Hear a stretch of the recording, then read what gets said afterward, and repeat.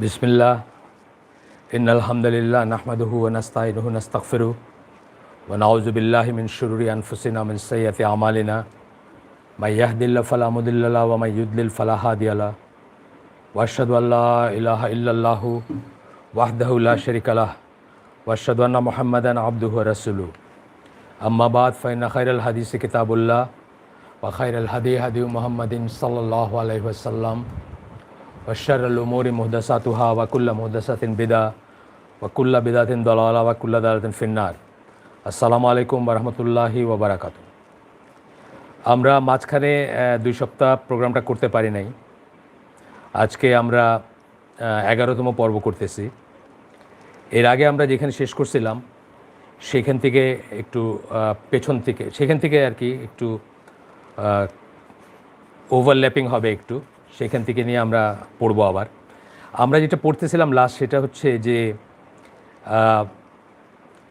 Establish scientific fact বা যেটা প্রতিষ্ঠিত বৈজ্ঞানিক সত্য, যেমন কোনো একটা স্বতঃসিদ্ধ ব্যাপার অথবা কোনো একটা ইকুয়েশন অথবা কোনো একটা ম্যাথমেটিক্যাল রিলেশন, যেমন আমি বলছিলাম উদাহরণস্বরূপ যে a plus b whole square সমান a square plus 2ac plus b square. এটাতে কোনো রকমের গেসওয়ার্কের কোনো কিছু নাই, কোনো রকম মতামতের কোনো অবকাশ নাই, কারণ এটা ইটসেলফ একটা সত্য এবং প্রতিষ্ঠিত সত্য। সো এইগুলো ছাড়া বাকি যেগুলো অবজারভেশন সেগুলাতে মানুষের মাইন্ডসেট বা মানুষের যা যে সিস্টেমের ভিতর আছে, যে পরিবেশের ভিতর আছে, যে দেশের ভিতর আছে, এই সমস্ত কিছুর একটা এফেক্ট পড়ে। সেখানে আমরা 2-3টা উদাহরণ দিছিলাম, সেটা দিয়ে আমরা আজকে শুরু করব। একটা দিছিলাম যে আলবার্ট আইনস্টাইন, উনি বলছিলেন যে আল্লাহ God does not play dice with the universe. আল্লাহ মহাবিশ্বকে নিয়ে ছক্কা খেলেন না, বা লুডোর মতো ছক্কা, মানে চান্সেস প্রবাবিলিস্টিক ব্যাপার আর কি, হইতেও পারে নাও হইতে পারে, এইরকমের খেলেন না। কেন বলছিলেন?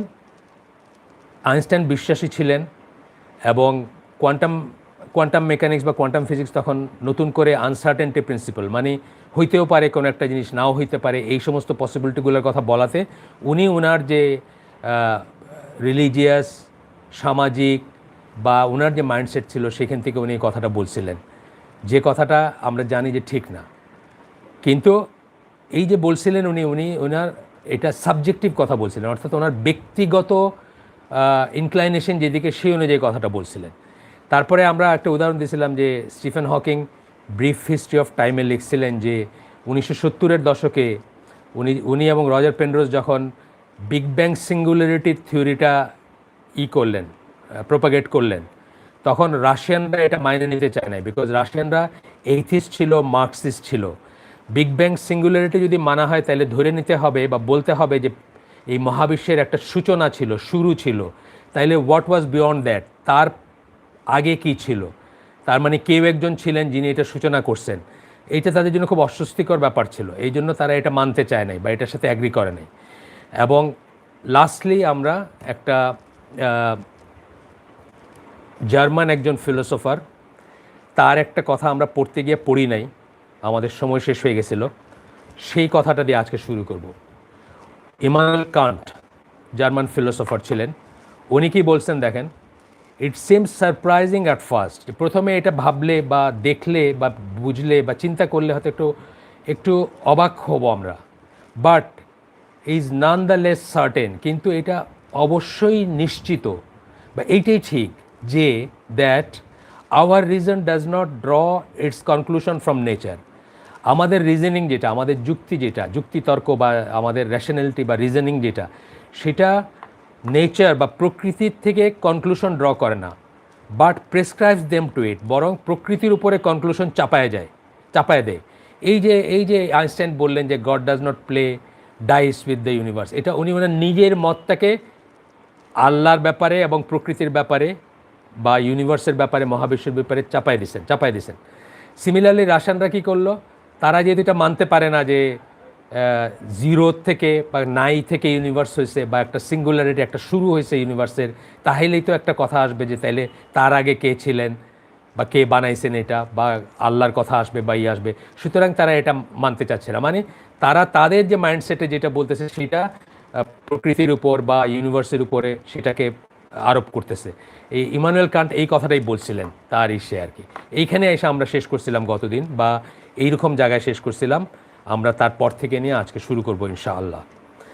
আচ্ছা, প্রথম পয়েন্টটা হচ্ছে এখানে বিজ্ঞান ইটসেলফ বস্তুবাদীও না, আধ্যাত্মিকও না। বিজ্ঞান যদি আমরা বলি a+b² সমান a² + 2ac(b+b²), কথার কথা, অথবা কোনো একটা জিনিসের তাপ দিলে তার তাপমাত্রা বাড়ে, এই যে জিনিসটা, এটা একটা এম্পিরিক্যাল জিনিস, একটা বাস্তব জিনিস, পরীক্ষিত জিনিস। এটা বস্তুবাদীও বলা যাবে না, এটা আধ্যাত্মিকও না। কিন্তু এই বিজ্ঞানের উপর ভিত্তি করে আমরা যখন মহাবিশ্ব বা সৃষ্টিতত্ত্ব নিয়ে কথা বলতে যাব, তখন দেখা যাবে আমাদের পরিবেশ, প্রতিবেশ, সামাজিক মূল্যবোধের উপর ভিত্তি করে আমরা একটা বিষয়কে ব্যাখ্যা করার চেষ্টা করছি। ঠিক যেটা আমরা আইনস্টাইন, স্টিফেন হকিংয়ের ওই উদাহরণ এবং ইমানুয়েল কান্টের কথায় আমরা এই কথাটাই বললাম, যে আমরা আমাদের পরিবেশ, প্রতিবেশ, সামাজিক মূল্যবোধের উপর ভিত্তি করে একটা বিষয়কে ব্যাখ্যা করার চেষ্টা করব। মানে আমাদের যে ইনক্লাইনেশন, আমাদের যে মাইন্ডসেট, সেটা অনুযায়ী আমরা ব্যাখ্যা করার চেষ্টা করব। একটা পশ্চিমা মস্তিষ্ক জন্মলগ্নে থেকেই বস্তুবাদী পরিবেশে বেড়ে ওঠে। একটা পশ্চিমা মস্তিষ্ক, যে কোনো একটা বাচ্চা যে বড় হচ্ছে সেখানে, সে একটা বস্তুবাদী পরিবেশে বড় হচ্ছে, বেড়ে ওঠে বলে স্বাভাবিকভাবেই সে তার চিন্তায়, চেতনায় বস্তুবাদী হয় এবং ধর্মবিরোধী হয়। বস্তুবাদী হবে এবং ধর্মবিরোধী হবে। বস্তুবাদী মানেই ধর্মবিরোধী, কারণ যা দেখি, যা ধরতে পারি, যেটা বিক্রি হয়, যেটার দাম আছে বা যেটা স্পর্শ করা যায়, সেটাতেই বিশ্বাস করি, সেটাই সব কিছু জীবনের। সুতরাং ধর্মবিমুখ, অটোমেটিক্যালি ধর্মবিমুখ হবে। একইভাবে পশ্চিমা শিক্ষা ব্যবস্থা সার্বিকভাবে বস্তুবাদী ও ধর্মবিরোধী হয়ে থাকে। পশ্চিমা শিক্ষা ব্যবস্থা যেটা ওভারঅল যদি আমরা দেখি, সেটা প্রথমত বস্তুবাদী এবং দ্বিতীয়ত ধর্মবিরোধী। একটা সময় ছিল তাদেরও শিক্ষা দীক্ষা ধর্ম ছিল, সেটা ওয়ান্স আপনের টাইমের কথা। এই পশ্চিমা বলতে যাদের আমরা বোঝাই, তাদের ভিতরে সবচেয়ে কনজারভেটিভ ছিল আমেরিকানরা।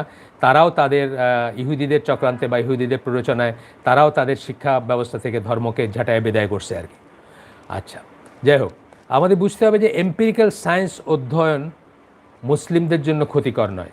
আমরা যদি এম্পিরিক্যাল সায়েন্স পড়ি, সেটা পশ্চিমা সোর্সের বই পড়তে পারি বা তাদেরও যদি হয়, সেটা আমাদের জন্য ক্ষতিকর না।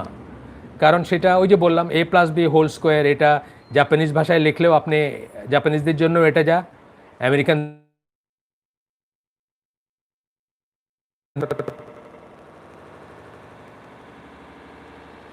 হওয়ার কিছু নেই, অথবা তাপ দিলে তাপমাত্রা বাড়ে, এখানে ক্ষতিকর কিছু নাই। কিন্তু পশ্চিমা চোখ দিয়ে বিজ্ঞানের ওই সমস্ত বিষয়কে দেখা বা ব্যাখ্যা করাটা হচ্ছে মারাত্মক ক্ষতিকর। যখন আমরা পশ্চিমা চোখ দিয়ে সেটাকে দেখব বা ব্যাখ্যা করার চেষ্টা করব, বৈজ্ঞানিক কোনো অবজারভেশনকে বা কোনো একটা পর্যবেক্ষণকে, তখনই এটা আমাদের জন্য মারাত্মক ক্ষতিকর একটা ব্যাপার হবে বা হইতে পারে। যেমন একটা উদাহরণ দেই, যে একটা জিনিস আছে, আপনারা হয়তো জানেন, একটা প্রাণী সি হর্স, এতটুকু সাইজ, হয়তো ছোট্ট 2-3 ইঞ্চি, বা আমি শিওর না, মানে খুবই ছোট সাইজটা আর কি। কিন্তু তার মাথাটা দেখতে ঘোড়ার মতো, সি হর্স বলে সেটাকে। একটা ম্যারিন অ্যানিম্যাল, সোজা কথা, পানির নিচে থাকে, সমুদ্রের পানির নিচে থাকে, দেখতে ঘোড়ার মতো। এই যে জিনিসটা, যে এই ছোট্ট জিনিসটার মুখটা দেখতে ঘোড়ার মতো, একজন বিশ্বাসী কী চিন্তা করবে? চট করে তার মাথায় আসবে যে ঘোড়া এবং হর্স এবং সি হর্স দুইটাকে একজন সৃষ্টিকর্তা বানাইছেন, এবং সেই জন্য তাদের ভিতরে এই মিলটুকু। এই যে বললাম, যে যখন একটা বিশ্বাসী চোখ দিয়ে দেখবেন তখন আপনার কাছে এটা মনে হবে। যখন একটা পশ্চিমা চোখ দিয়ে দেখবেন তখন আপনি নানা রকম বিটিং দ্য বুশ যেটাকে বলেন, নানা রকম জিনিস নিয়ে আপনি করতে শুরু করবেন, যে বোধহয় এটা এরকম, বোধহয় এটা এরকম, তো এটা এরকম হয়েছিল, তো হয়তো বা মানে ঘোড়া একসময় পানিতে চলে গেছে, অথবা পানির থেকে একসময় সিহর্স উপরে উঠে গেছে, মানে নানা রকমের আবঝাব যেটা আমরা বলি, বা বিটিং দ্য বুশ যেটা, এই ধরনের চিন্তাভাবনা আপনি করতে শুরু করবেন যখন আপনি একটা অবিশ্বাসী, বস্তুবাদী বা ধর্মবিহীন মাইন্ডসেট নিয়ে জিনিসটা চিন্তা করবে। আচ্ছা, আমরা এরপরে একটা কথা, যারা আমাকে চিনেন বা আমার হালাকা বা আমার আয়োজনগুলোতে আগে অ্যাটেন্ড করছেন, তাদের কাছে বোরিং হতে পারে। এরপরে আমরা একটা কথা এখানে এই বইয়ের না কথা, একটু বাইরের কথা বলবো।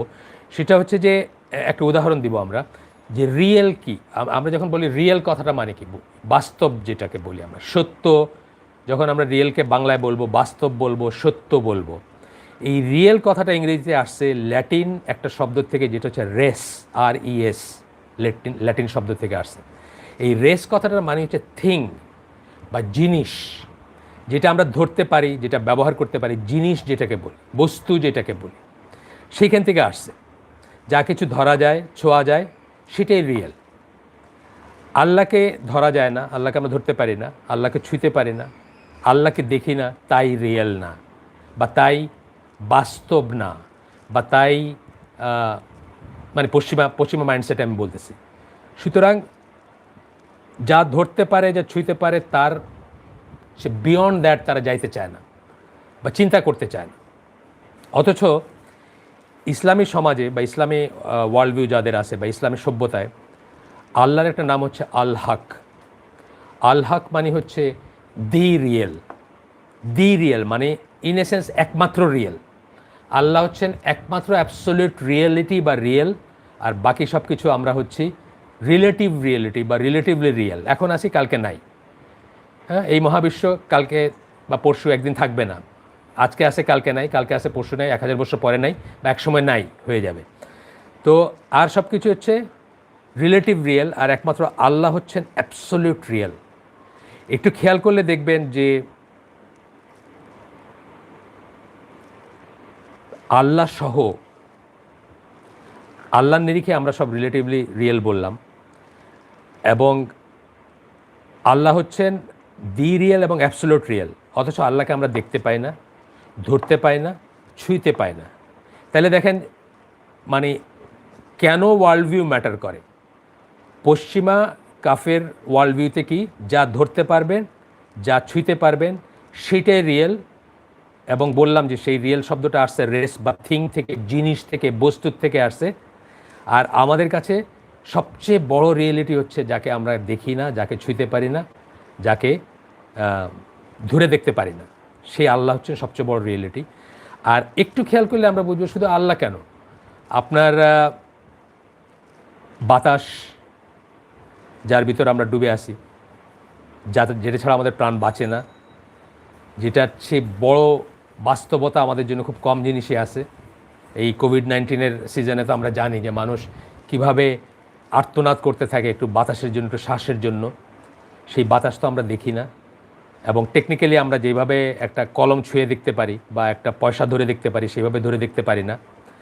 ইলেকট্রিসিটি একটা জিনিস, এই মহাবিশ্বের বা বিশেষ করে আমাদের এই পৃথিবীরও, পার্থিব জীবনেরও কত কিছু ইলেকট্রিসিটি নির্ভর। অথচ সেই ইলেকট্রিসিটি আমরা ধরতে পারি না, দেখতে পারি না, ছুঁতে পারি না। রিয়েলিটির কথা আমরা বলছি, এটা তো বাস্তব। হ্যাঁ, তারপরে ধরেন প্রাণ, একটা মানুষ মোহাম্মদ এনামুল হক, এখন যদি আমি মরে যাই 2 মিনিট পরে মানুষ বলে উনি আর নাই। এই আজের থেকে নাই হইলাম কেন, কিসের ডিফারেন্সটা কি? ডিফারেন্স হচ্ছে আমার প্রাণ। সেই প্রাণটা কিন্তু as real and more than real, আমার চেয়েও রিয়েল। কিন্তু সেই প্রাণটা আমি দেখি না, ছুঁই না, ধরতে পারি না, বা যেই সেন্সে জিনিস ধরতে পারি সেই সেন্সে ধরতে পারি না। এরকম মহাবিশ্বের সবচেয়ে ইম্পর্ট্যান্ট ব্যাপারগুলোই বলতে গেলে আমরা দেখি না।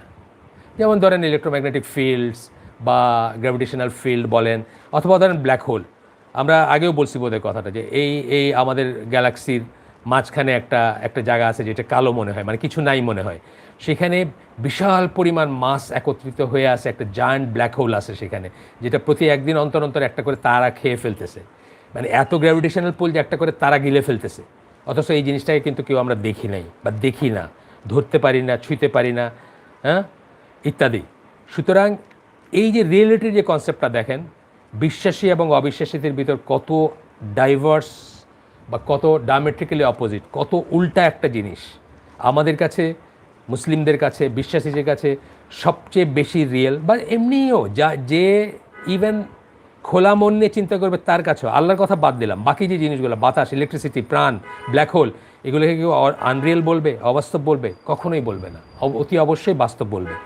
অথচ এগুলা ধরতে পারে না, দেখতে পারে না, ছুঁইতে পারে না। সুতরাং এই যে পশ্চিমা মাইন্ডসেট, সিইং ইজ বিলিভিং, অথবা ধরতে পারলেই বিশ্বাস করি, এই পুরা জিনিসটাই ভ্রান্তির উপর প্রতিষ্ঠিত। হ্যাঁ, সুতরাং তাদের শিক্ষা ব্যবস্থাটা ওইভাবেই করে, তাদের মাইন্ডসেটটা ওইভাবে থাকে। তো তাদের এইটাই ওইরকম যে তারা ওই চোখ দিয়ে দুনিয়াকে দেখে, আমরা যেন সেই চোখ দিয়ে না দেখি, এটাই বলতেছেন মোহাম্মদ আসাদ। আমি একটু এক্সট্রা বাইরের থেকে বললাম। আমরা জ্ঞান বিজ্ঞান থেকে মুখ ফিরিয়ে নেয়ার ফলে আজ বই পুস্তক থেকে শুরু করে এডুকেটিভ মেটেরিয়াল যেগুলোকে আমরা বলি, এর জন্য পশ্চিমা সোর্সের উপর নির্ভর করা ছাড়া উপায় নাই। আমরা যেহেতু জ্ঞান বিজ্ঞান থেকে মুখ ফিরিয়ে এনেছি ফর সেঞ্চুরিজ বলতে পারি, সুতরাং টেক্সট বুক যেগুলোকে আমরা বলি, জ্ঞান বিজ্ঞানের টেক্সট বুক যেটা, সেগুলা জন্য পশ্চিমা সোর্সে যাওয়া ছাড়া আমাদের কোনো চয়েস নেই। আমরা অনেকে বাধ্য, যতদিন পর্যন্ত আমরা নিজেরা সেগুলা ডিভাইস বা ডিফাইন করতে না পারবো, নিজেরা যখন লিখতে বা তৈরি করতে না পারবো, বা আমাদের কালেকশন করতে না পারবো, কালেকশন তৈরি করতে না পারবো। জাস্ট ফর এক্সাম্পল বুয়েটের সিএসিতে আমার তো মনে হয় না যে একটা পেজ, একটা আমি উদাহরণ দিলাম, আমি জাস্ট বুয়েটের সিএসসি ডিপার্টমেন্টে যা পড়ানো হয়, একটা পেজ এমন পড়ানো হয় যেটা নন ওয়েস্টার্ন সোর্সের। হ্যাঁ, মোরলেস সব কিছুই ওয়েস্টার্ন সোর্সের, পশ্চিমা সোর্সের, যাদের সাথে আমরা দূরত্ব তৈরি করার চেষ্টা করতেছি, যাদের ভিতরে আমরা অ্যাসিমিলেটেড না হওয়ার জন্য এত কথা বলতেছি, যাদের ভিতরে আমরা অ্যাবজর্ব না হয়ে যাওয়ার জন্য, সাকটেন না হয়ে যাওয়ার জন্য, তাদের ভিতরে মানে হজম না হয়ে যাওয়ার জন্য, হজম বলেন একটা কথা, হজম হয়ে যাওয়া, তাদের ভিতরে ঢুকে না যাওয়ার জন্য আমরা এত কথা বলতেছি। এই বইটা গোটাটাই তাই নিয়ে। সেই সোর্সের বাইরে আমাদের উচ্চশিক্ষার দরজা বলতে গেলে টোটালি বন্ধ। আমাদের কোনো উপায় নেই, আমাদের তাদের উপর এখন ডিপেন্ড করতেই হবে স্টপ গ্যাপ হিসাবে, মানে আপাতত। সুতরাং যতদিন আমরা পরিকল্পিত উপায়ে নিজেদের জন্য নিজেদের উপযোগী বই পুস্তক ডিভাইস বা ডিফাইন করতে না পারছি, ততদিন হয়তো আমাদেরকে তাদের মেটেরিয়ালের উপর নির্ভর করতে হবে। যতদিন পারতেছি না ততদিন আমাদের নির্ভর করতে হবে, আমাদের উপায় নাই দেখে। কিন্তু মুসলিম তরুণ তরুণীদের জীবনে তাদের জীবন দর্শন বা ফিলোসফি, কাদের? ওয়েস্টার্নারদের, পশ্চিমাদের, ইউরোপিয়ান অরিজিনের যে সভ্যতা, তাদের জীবন দর্শন বা ফিলোসফি, দর্শন বা ওয়ার্ল্ড ভিউ, পৃথিবীটাকে তারা কী চোখে দেখবে, এর কোনো প্রভাব যেন না থাকে, সেটা যেন আমরা সচেতনভাবে নিশ্চিত করি, সচেতনভাবে বুঝে শুনে, ব্লাইন্ডলি না। এই এক গ্রুপ অফ স্কলার্স আমাদের থাকা উচিত যারা এইগুলো নিয়ে গবেষণা করবেন যে কোথায় কোথায় পশ্চিমা ওয়ার্ল্ড ভিউ, পশ্চিমা ফিলোসফি, পশ্চিমা জীবন দর্শন ঢুকে যাচ্ছে সায়েন্সের ছদ্মবেশে বা জ্ঞানের ছদ্মবেশে বা এম্পিরিক্যাল সায়েন্সের ছদ্মবেশে। এটা নিয়ে যেন আমরা রীতিমতো আমাদের গবেষণা থাকা উচিত।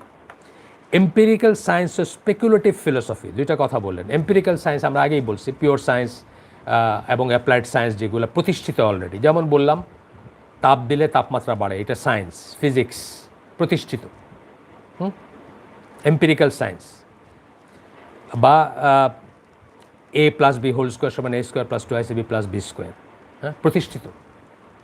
এম্পিরিক্যাল সায়েন্স এবং স্পেকুলেটিভ ফিলোসফি মানে কি? আমার মনে হয় এটা এরকম, আরেকজন বলেন না আমার মনে হয় এটা এরকম, আরেকজন বলেন হোয়াট হ্যাপেন্স ইফ এইটা এবং এইটা। যেমন স্টিফেন হকিং তার যে বইটার কথা বলতেছিলাম, ওনার তো লাইন অনেক চেঞ্জ হয়েছে জীবনে। একসময় বলতে শুরু করলেন যে হোয়াট ইফ বইলা, মানে সবকটাই কিন্তু বায়বীয়, ইফটাও বায়বীয় এবং তার ফলাফলটাও বায়বীয়। কিন্তু যদি এরকম হয় তাহলে কেমন হবে, যদি এরকম হয় তাহলে কেমন হবে, মানে সব আজাইরা বা অলিক চিন্তা ভাবনা। কারণ দেয়ার আর পিপল যারা তাদেরকে অর্থায়ন করেন, তাদেরকে নিয়ে আহাহু করেন, তাদেরকে নিয়ে কত বড় বড় কথা বলেন, সুতরাং তাদের একটা আলাদা ওয়ার্ল্ড সেটা। তো সেখানে এরকম অহেতুক জিনিস, মুসলমানরা একসময় এরকম অহেতুক জিনিসে কিছুটা মনোনিবেশ করছিলেন বাগদাদে, খলিফা হারুনুর রশিদ এবং তার পরবর্তী সময়গুলোতে। যাই হোক, তো যেটা বলতেছেন যে এম্পিরিক্যাল সায়েন্স এবং স্পেকুলেটিভ ফিলোসফি একটা থেকে অপরটাকে আলাদা করা বেশ কষ্টকর হতে পারে, কখনো লাইনটা থিন হইতে পারে যে একটা থেকে একটাকে আলাদা করবেন। আপনার আমার মতো লেমেন আমরা পড়লে মনে করি এটা তো সায়েন্সই বলতেছে, কিন্তু এইটাই যে ওনার একটা নিজস্ব মত, ওনার মতের বিপক্ষে 99 সায়েন্টিস্টের মত থাকতে পারে, উনি ওনারটা বলতেছেন, আরেকজনটা বলতেছেন, এই জিনিসটা আমরা অনেক সময় মিস করি।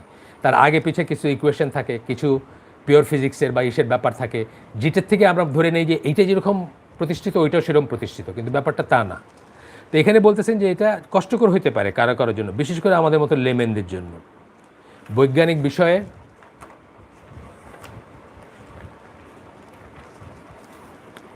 উচ্চশিক্ষায় শিক্ষিত ও গবেষণারত মুসলিমদের উচিত যখন তারা এম্পিরিক্যাল সায়েন্স এবং স্পেকুলেটিভ ফিলোসফির সূক্ষ্ম বিভাজন রেখায় পৌঁছাবেন তখন যেন পশ্চিমের যুক্তিধারা অনুকরণ না করে। ওই রকম পর্যায়ে যখন পড়াশোনা করতে করতে কেউ পৌঁছাবে যে পিওর সায়েন্স, এস্টাবলিশ সায়েন্স বা সায়েন্টিফিক ফ্যাক্ট এবং স্পেকুলেটিভ ফিলোসফি, স্পেকুলেটিভ মানে কি, মানে অনুমান নির্ভর যে চিন্তাভাবনা বা মতামত, সেটার বিভাজন রেখায় যখন পৌঁছাবেন তখন যেন তারা পশ্চিমের যুক্তিধারার অনুকরণ না করেন, তখন যেন তারা পশ্চিমা লাইন অফ আর্গুমেন্টে না যান, তারা যেন তাদের ইমান বিশ্বাস ভিত্তিক যুক্তিতর্ক প্রয়োগ করেন, তারা যেন তাদের ইমান এবং বিশ্বাস ভিত্তিক যে যুক্তিতর্ক সেগুলো যেন তারা তখন প্রয়োগ করেন। যখন ওই বিভাজন রেখায় পৌঁছাবেন তারা, তখন হয়তো দেখা যাবে যে একই পর্যবেক্ষণ নিয়ে কাজ করে মুসলিমরা একদম ভিন্ন একটা সেট অফ কনক্লুশনে পৌঁছাবেন। ব্যাপারটা একই, কিন্তু কনক্লুশনটা একেবারে ডিফারেন্ট হতে পারে পশ্চিমাদের কনক্লুশন থেকে, বা অনুসিদ্ধান্ত যেটায় পৌঁছাবেন যে না তাইলে এটা এরকম ব্যাপার। যেমন উদাহরণ দিচ্ছি আমরা, এখানে দুটো উদাহরণ দিচ্ছি যে কালাম শাস্ত্র, যারা আমরা কালাম শাস্ত্রের পক্ষে কথা বলতেছি না, বা আমরা বলতেছি না আপনারা কালাম শাস্ত্র পড়তে শুরু করেন, তা না, কিন্তু কালাম শাস্ত্রের আর্গুমেন্ট ছিল আল্লাহর ব্যাপারে, এই মহাবিশ্বের সৃষ্টির ব্যাপারে, যেটা এখনকার আমেরিকান ক্রিয়েশনিস্টরা ব্যবহার করে। আমেরিকাতে আপনারা জানেন যে একটা আছে যে ক্রিয়েশনিস্ট একটা গ্রুপ আছে যারা এই আল্লাহ যে সৃষ্টি করছেন পৃথিবীকে এবং কাকতালীয়ভাবে অ্যাক্সিডেন্টালি যা হয় নাই, এই আর্গুমেন্টগুলো এই করেন। তারা কিন্তু কালাম শাস্ত্রবিদ যারা ছিলেন সেই আপনার অষ্টম শতাব্দীতে যারা ছিলেন, সপ্তম শতাব্দীতে যারা ছিলেন, তাদের আর্গুমেন্টগুলো কিন্তু এখনও ব্যবহার করেন।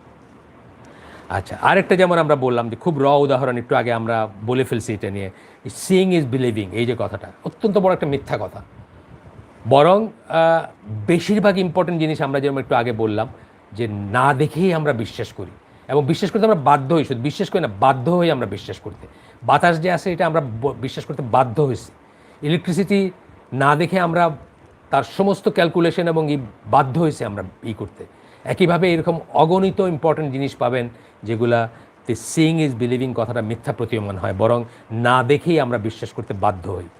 আচ্ছা, এরপরের পয়েন্টটা হচ্ছে পশ্চিমা ওয়ার্ল্ডভিউয়ের কাছে আত্মসমর্পণ না করেও বিজ্ঞান অঙ্ক শিক্ষা অবশ্যই সম্ভব। ওয়ার্ল্ড ভিউ, তারা পৃথিবীকে জীবনকে যেভাবে দেখে সেটার কাছে আত্মসমর্পণ না করেও, সেটার কাছে আত্মসমর্পণ করার কোনো দরকার নেই আমাদের, না করেই আমরা বিজ্ঞান বা অঙ্ক এইসবের শিক্ষা অবশ্যই করা সম্ভব, বা এইসবের শিক্ষার আয়োজন করা সম্ভব। আমরা যদি কেবল সচেতন হই, আমাদের কী হইতে হবে, শুধু সচেতন হইতে হবে। এই গ্রুপ অফ পিপল, যেভাবে আগে বললাম যে স্কলার্স বা যারা আলহামদুলিল্লাহ যারা পিএইচডি লেভেলে গেছেন বা অনেকটুকু এসে, তারা কী করবেন, এই জিনিসগুলোকে আলাদা করবেন যে এটা হচ্ছে সায়েন্স, এটা হচ্ছে ফিলোসফি অফ সায়েন্স, এটা হচ্ছে প্রতিষ্ঠিত সত্য, এটা হচ্ছে স্পেকুলেটিভ, বা এটা হচ্ছে জাস্ট গেস ওয়ার্ক, বা একজনের মাথার একটা ধারণা, একজনের একটা চিন্তা। মুসলিম বিশ্বের কোনো নতুন ফিলোসফিক্যাল আউটলুকের প্রয়োজন নেই, আমাদের কোনো দর্শনের প্রয়োজন নেই, ফালসুফার প্রয়োজন নেই। দর্শন জিনিসটাই হচ্ছে একটা বায়বীয় জিনিস। আপনি একটা দেখবেন সাবজেক্টিভ জিনিস, আপনি একটা বলবেন, আমি একটা বলবো। আপনি বলবেন যে এই পাঁচটা, একটা বইয়ের উদাহরণ আমরা দিই, যে একটা বইয়ের ধরেন একটা মলাট হচ্ছে লাল আর একটা মলাট হচ্ছে সবুজ। আপনি লালটা দেখছেন, আমি সবুজটা দেখছি। আপনি বলবেন যে বইয়ের মলাটটা লাল, আমি বলবো বইয়ের মলাটটা সবুজ। আপনি সামনাটা দেখছেন, আমি পিছনটা দেখছি। এই ধরনের ব্যাপার। তো আমাদের কোনো ফিলোসফিক্যাল আউটলুকের দরকার নাই, নতুন কোনো ফিলোসফিক্যাল আউটলুকের দরকার নেই। আমাদের প্রয়োজন আপ টু ডেট সায়েন্টিফিক ও technical education. Up to date মানে হালনাগাদ, সায়েন্টিফিক বৈজ্ঞানিক এবং টেকনিক্যাল মানে প্রযুক্তিগত, সেটা করা। আচ্ছা, এই পর্যায়ে এসে মোহাম্মদ আসাদ বলতেছেন যে তাকে যদি ইসলামিক মূল্যবোধের আলোকে শিক্ষা কার্যক্রম সংজ্ঞায়িত করতে বলা হতো, অর্থাৎ কারিকুলাম বা শিক্ষা নিয়ে যদি থিসিস করতে বা কোডিফিকেশন বা কোনো একটা সূত্র উদ্ভাবন করতে বলা হতো, বা কিভাবে ডিজাইন করবেন ইসলামিক ওয়ার্ল্ডের এডুকেশন, এটা বলা হতো, তবে তিনি ন্যাচারাল সায়েন্সের ভিতর কী কী আসবে, ফিজিক্স, কেমিস্ট্রি, বায়োলজি ইত্যাদি আসবে, এবং অঙ্ক, এইসব ক্ষেত্রে পশ্চিমা অর্জনগুলো শিক্ষা দিতেন। এইসব ক্ষেত্রে পশ্চিমারা যেটুকু আগায় গেছে, আমরা আগেও বলছি, আবারও আজকে হয়তো পরে বলবো, যে এইগুলো কারো বাবার সম্পত্তি না। এগুলাতে আপনি দেখবেন, যেভাবে বলছি আমি আগে, যে সারা পৃথিবীর সকল সভ্যতার অবদান আছে। এক একটা অংশ এক এক সভ্যতা করে দিয়ে গেছে, সেখান থেকে এনে বাকিটুকু আরেকটা সভ্যতা বা আরেকটা জাতি তারা আগায় নিয়ে গেছে।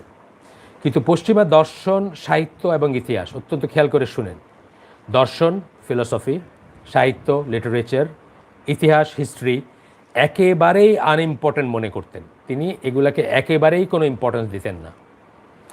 পশ্চিমা সাহিত্য সম্বন্ধেও আমাদের বিশেষ সাবধান থাকা উচিত। পশ্চিমা লিটারেচার বা সাহিত্য সম্বন্ধে আমাদের বিশেষভাবে সাবধান থাকা উচিত। আপনাদেরকে গত আয়োজনে আমি রেডিয়েন্ট মে নিয়ে বলছিলাম একটু, না? আজকে আবার একটু অন্য কথা আপনাদের চিন্তার খোরাক দিচ্ছি একটা, যে জাস্ট চিন্তার খোরাক, আর কিছু না।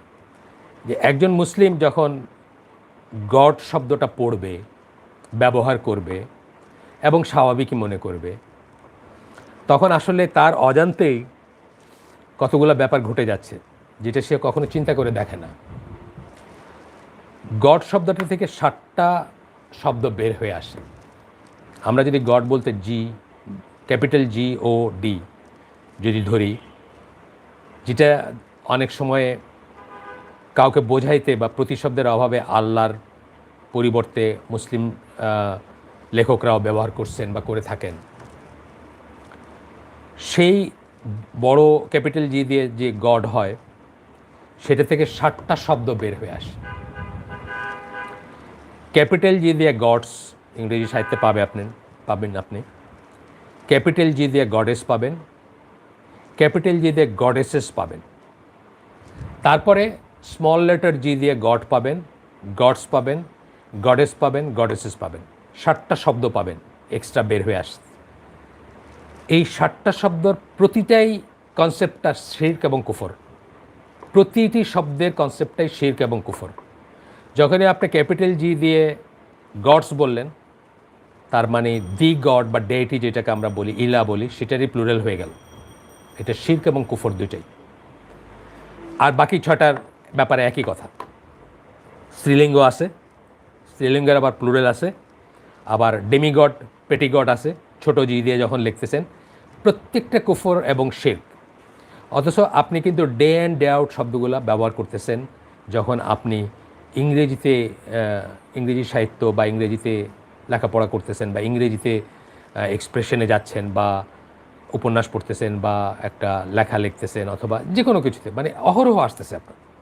এইভাবেই কি হচ্ছে, একটা শিরক এবং কুফর আপনার ডাল ভাত হয়ে যাচ্ছে। অথচ আল্লাহ শব্দটার কোনো প্লুরাল নাই, কোনো জেন্ডার নাই। এবং আমরা যদি এটাকে আল্লাহই বলতাম সবসময়, আমাদের মাথায় কখনোই এই সমস্ত কল্পনায় আসতো না এইসব কথাবার্তাগুলো। যাই হোক, পশ্চিমা সাহিত্য সম্বন্ধে আমাদের বিশেষ সাবধান হওয়া প্রয়োজন। পশ্চিমা সাহিত্যকে ভাষাতত্ত্ব, ঐতিহাসিক বিবেচনায় যতটুকু গুরুত্ব দেওয়ার কথা, কি বলছি আমরা, দুইটা জিনিস বলতেছি। ভাষাতত্ত্ব, অনেক সময় একটা ভাষার উৎপত্তি কিভাবে হয়েছে বা একটা ভাষার বৈশিষ্ট্য সম্বন্ধে আপনার পড়তে হইতে পারে, জ্ঞান অর্জন করতে হইতে পারে, ফিলোলজি যেটাকে আমরা বলি, ভাষাতত্ত্ব, সেটা। এবং ইতিহাসের কোনো ব্যাপারের জন্য আপনার সাহিত্য পড়ার দরকার হইতে পারে বা সাহিত্যের রেফারেন্স হইতে পারে। যেমন ধরেন চার্লস ডিকেন্সের টেল অফ টু সিটিজ, এইটা কি তখনকার ইউরোপের কী অবস্থা ছিল, তখনকার ইউনাইটেড কিংডমের কী অবস্থা ছিল, বা এই ধরনের জিনিসগুলো জানার জন্য কখনো আমাদের হয়তো এই ধরনের সাহিত্য বা এই ধরনের ইসের কাছে যাইতে হইতে পারে। হ্যাঁ, আর ভাষাতত্ত্বের ব্যাপার, ভাষা কীভাবে বিবর্তন হয়েছে, এইসব বোঝার জন্য যাইতে হইতে পারে। এইটুকুর জন্য যেটুকু গুরুত্ব দেওয়ার দরকার, আমরা শুধু সেটুকু গুরুত্বই দিব, তার বাইরে এক্সট্রা কোনো গুরুত্ব দিব না। কিন্তু পশ্চিমা সাহিত্যকে মুসলিম দেশগুলোতে যেভাবে পড়ানো হয়, পশ্চিমা সাহিত্যকে মুসলমান দেশগুলোতে, আমাদের দেশের সহ সকল দেশগুলোতে যেভাবে পড়ানো হয়, মানে ইংলিশ যে পড়ে ইউনিভার্সিটিতে ফর নাথিং, সে একটু কলারটা উঁচা করে হাঁটে, ভাবটা এরকম যে মানে সে অন্যদের চেয়ে একটু সুপিরিয়র আর কি। আপনার মানে তার চলন বলন সব চেঞ্জ হয়ে যায়। সে মানে চামড়াটা শুধু চেঞ্জ করতে পারে না, কিন্তু সে লিটারেলি ইংল্যান্ডেই তার শ্বাস নিচ্ছে এরকম একটা ভাব আসে তার ভিতরে। ইংলিশে যে হায়ার স্টাডিজ করে বা উপরে পড়াশোনা করে ইংলিশ সাহিত্য নিয়ে। আমাদের দেশগুলোতে মোহাম্মদ আসাদ বলতেছেন, পশ্চিমা সাহিত্যকে মুসলিম দেশগুলোতে যেভাবে পড়ানো হয় সেটা সিম্পলি বায়াসড। বায়াসড মানে সেটাকে এমন গুরুত্ব দেওয়া হয় যে গুরুত্ব তার প্রাপ্য না, এমন মর্যাদা দেওয়া হয় যে মর্যাদা তার প্রাপ্য না, অথবা এমন অবস্থান দেওয়া হয় যেটা যেটা যেটা কোনো রিজন নাই। পশ্চিমা মূল্যবোধ ও ধ্যান ধারণাকে এমন ফুলিয়ে ফাঁপিয়ে রং মাখিয়ে উপস্থাপন করা হয় যে কচি ও অপরিপক্ক তরুণ মস্তিষ্কগুলো হোলসেল সেগুলো গিলে থাকে।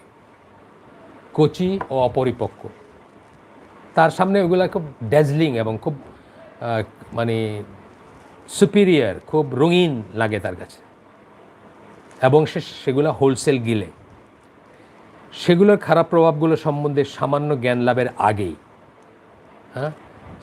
সেগুলোকে যেটা অবজেক্টিভ বিচার করবে যে আসলে কতটুকু ঠিক, কতটুকু ঠিক না, কতটুকু নৈতিক, কতটুকু অনৈতিক, কতটুকু গালগপ্প, কতটুকু রিয়েল, বা আরও যে সমস্ত বাজ বিচার আমরা করে থাকি, সেগুলা নিয়ে কোনো ধ্যান ধারণা হওয়ার আগেই সে ওইগুলার এই যে রঙিন চিত্র এবং ফুলায় ফাপায় যেভাবে উপস্থাপন করায় সেটাতেই সে গা ভাসায় দেয়, বা সেটা হোলসেল গিলে, এবং তার কল্পনায় তার মানুষে অটোমেটিক্যালি ওয়েস্টার্ন ওয়ার্ল্ড একটা সুপিরিয়র পজিশন লাভ করে।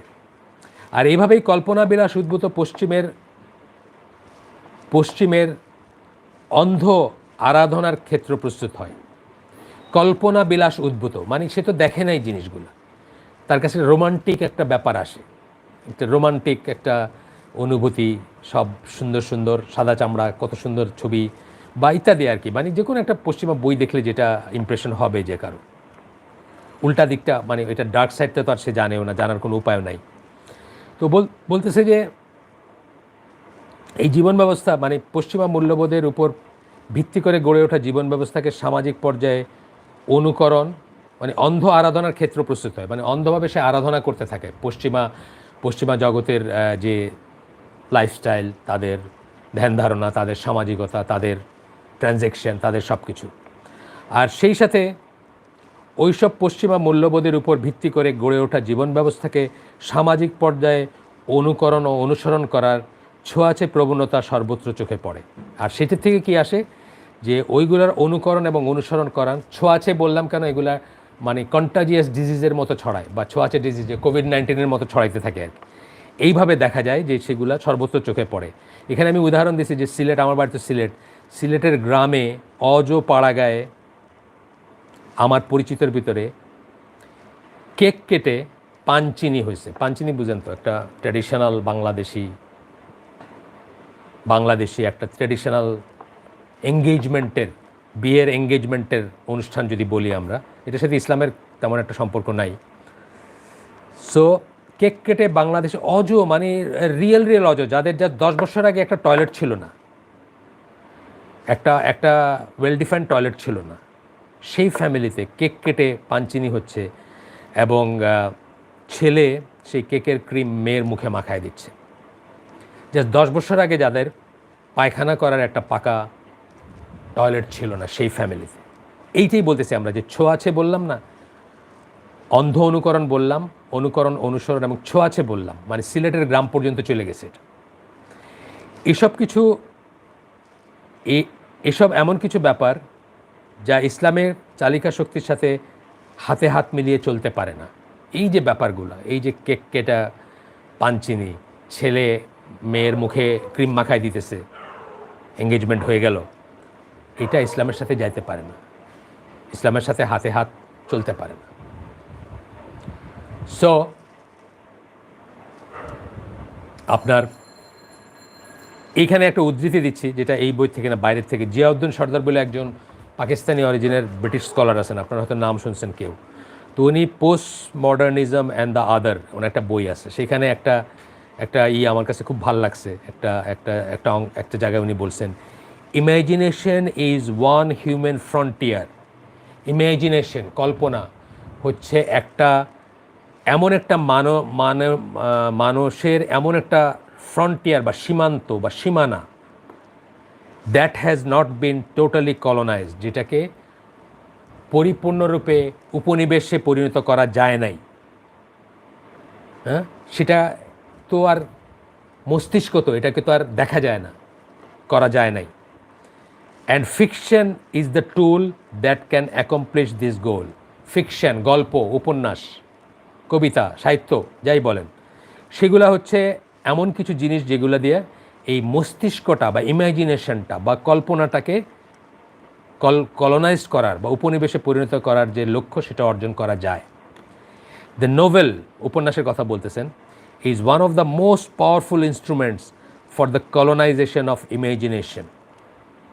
ইমাজিনেশন আপনার মস্তিষ্ক বা আপনার কল্পনা শক্তির উপনিবেশে পরিণত করার জন্য নোভেল বা উপন্যাসগুলো হচ্ছে খুব মোক্ষম কিছু পাওয়ারফুল ইনস্ট্রুমেন্ট। যেটা দেখেন আমাদের দেশে, আমাদের পটভূমি থেকে আমরা ছোটোবেলা থেকে হিন্দুদের উপন্যাস পড়া বড় হয়েছে। আমাদের মস্তিষ্কটা হাফ হিন্দু মস্তিষ্ক। আমাদের কাছে হিন্দু জিনিসগুলো খুব ইজিলি আমরা রিলেট করতে পারি, বরং মুসলিম জিনিসগুলো রিলেট করতে গেলে আমাদের কষ্ট হয়। আমরা কাকিমাকে মায়ের মতো খুব ইজিলি রিলেট করতে পারি, কারণ আমরা কাকিমাকে মায়ের মতো, চাচিকে মায়ের মতো যাই না, হিন্দু সাহিত্য পড়তে পড়তে বড় হয়েছে। অথচ ইসলামে কি, চাচি হচ্ছে গায়ের মাহরাম, চাচির সাথে পর্দা মেনটেন করতে হবে। চাচা মরে গেলে চাচিকে আপনি বিয়ে করতে পারেন। আমরা কিন্তু সেই ইসলামিক ওয়ার্ল্ড ভিউটা আপনার মাথায় থাকে নাই। কিসের মাধ্যমে হয়েছে? উপন্যাসের মাধ্যমে। উপন্যাস পড়তে পড়তে আপনার মস্তিষ্কটা হয়ে গেছে। আপনি কাজিনের সাথে বিয়ে শুনলে আটকায় ওঠেন এখন, কাজিন তো বোন, ওর সাথে আবার বিয়ে। হ্যাঁ, কারণ আপনার কাছে ওই হিন্দু ওয়ার্ল্ড ভিউটা আপনার মাথার ভিতরে প্রথিত আছে। মুসলিম রাসূল সাল্লাল্লাহু আলাইহি সাল্লামের ওয়ার্ল্ড ভিউটা আপনার মস্তিষ্কে নাই। আচ্ছা, দেখি টাইমটা কত। আচ্ছা, 7, মানে রাফলি 23 মিনিট আছে আমার। এরপরের পয়েন্টটা হচ্ছে, মোহাম্মদ আসাদ বলতেছেন, মুসলিম বিদ্যালয়গুলোতে যেখানে যতটুকু পশ্চিমা সাহিত্য রয়েছে, যেখানে যেটুকু আছে, যেটা ডিপেন্ডিং অন এটা ইংলিশ মিডিয়াম না বাংলা মিডিয়াম, এটা ইউনিভার্সিটি না স্কুল না কলেজ, তার উপরে সেগুলো উপযুক্ত মুসলিম সাহিত্য দিয়ে প্রতিস্থাপন করা উচিত। উপযুক্ত মুসলিম সাহিত্য দিয়ে প্রতিস্থাপন করা উচিত। উপযুক্ত কেন বলতেছেন? লেভেল অনুযায়ী বলতেছেন।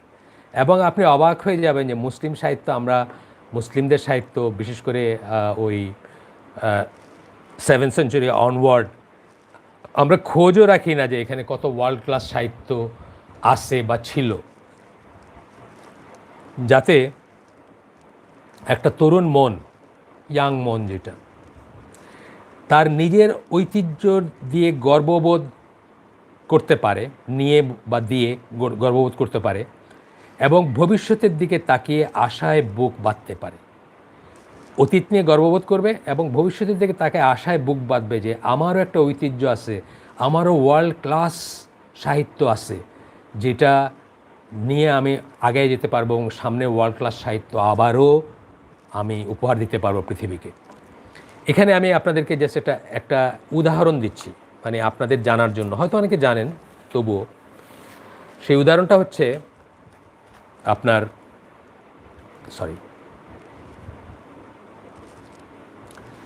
আপনারা, এটা আমাদের দীনতা, আমাদের হীনতা, আমাদের হীনমন্যতা যদি বলি, সবই আমরা হয়তো অনেকে জানিই না জিনিসটা।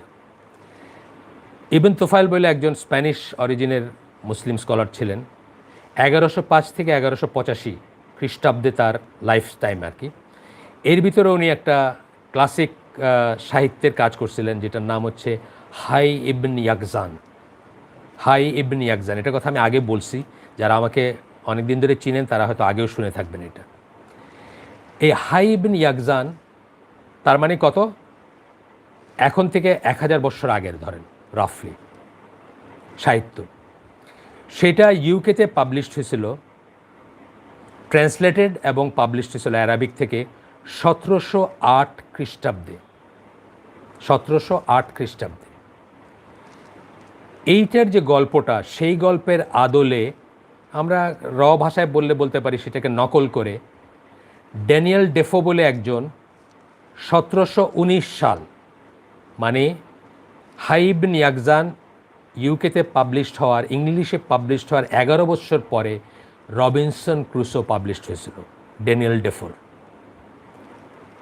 আমরা কি সেটা জানি? আমরা অনেকেই জানি না। আমার তো মনে হয় 99.99% মুসলিমরা এটা জানেও না যে হাই ইবন ইয়াকজান অনেক সুপিরিয়র একটা কাজ ছিল,